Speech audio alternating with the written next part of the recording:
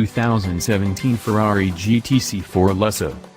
That the 2017 Ferrari GTC4Lusso is at least 1 second faster around Ferrari's Furano test track than the wagonoid FF that it replaces is meaningless. Partly, this is because it's essentially an update on the same car. But it's also because, according to Stefano Varisco, the man responsible for the Lusso's vehicle dynamics, improving lap times wasn't a target for the Lusso development team.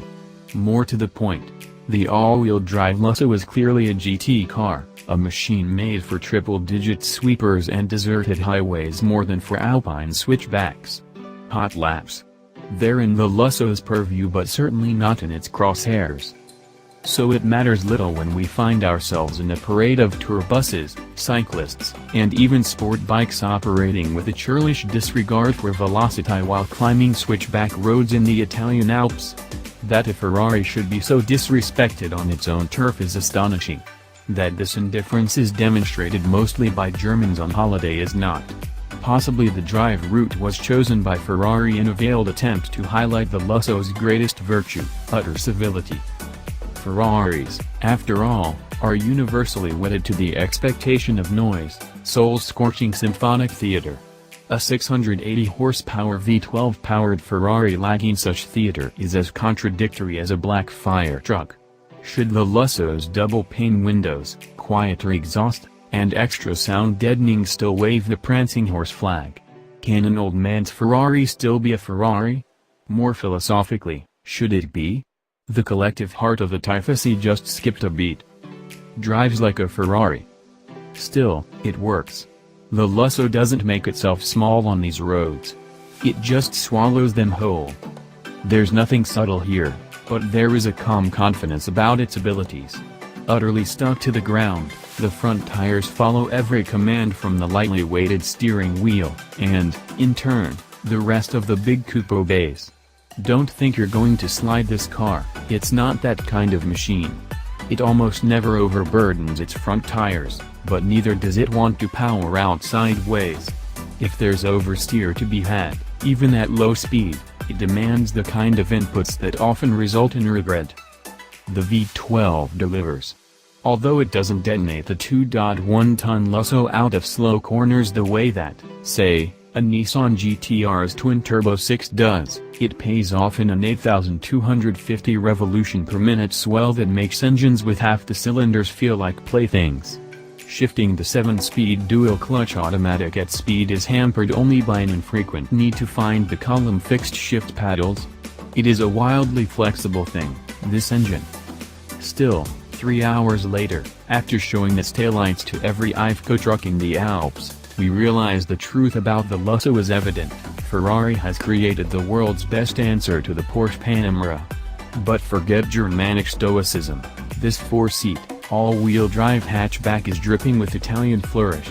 Yes, it has 2 fewer doors than a Panamera. So what? If you're really concerned about hauling 4 people, buy a Mercedes-Benz S-Class. All hips and haunches, the GTC4Lusso is also approximately 100% easier on the eyes. And, yes, it's quiet, except at full throttle. Then it's Monza in September. And it's fast. Just a revised FF? Which brings us to the point, the GTC4Lusso is Ferrari's replacement for its FF, a Ferrari whose identity was always in question, torn between pragmatism and passion. The Lusso fares better on style alone, with more aggressive rear fenders, sculpted sides, and a larger grille. Dimensionally, the two are virtually identical, both riding a 117.7-inch wheelbase, which is 1.6 inches longer than that of the recently revealed second-generation Porsche sedan. The Lusso's V12 gets a higher compression ratio from redesigned pistons. Coupled with equal-length 6-into-1 exhaust manifolds, the engine tweaks yield an additional 29 horsepower and 10 pounds-to-foot of torque over the FF. The dual-clutch transaxle is unchanged and houses an electronically controlled clutch-type limited-slip differential. Although it's made up largely of the same hardware as the FF, the GTC4Lusso's crux move is its unusual all-wheel drive system, which uses a 2-speed gearbox driven directly by the nose of the crankshaft. The 2-speeds range is sufficient to cover the rear transaxle's first 4 gears. In 5th through 7th gears, the Lusso is a rear-wheel driver. Clutches on each front half-shaft allow torque vectoring to each front wheel. A more efficient heat exchanger with increased thermal capacity enables the delivery of more torque to the front wheels in dry conditions. New hardware inside and out. Rear-wheel steering is new to the Lusso. First introduced on the F12 TDF, the system's response depends on a number of variables, but most of the time it steers the rear tires in the same direction as the fronts. This strategy gives the driver more confidence by providing consistent feedback, according to Varisco. Out-of-phase rear steering, the kind that crabs the rear round corners, is reserved only for turn-in and limited to about 0.1 second per use to initiate car rotation. The interior impresses, but no more than that of a Porsche at half the price. Stitched leather is everywhere.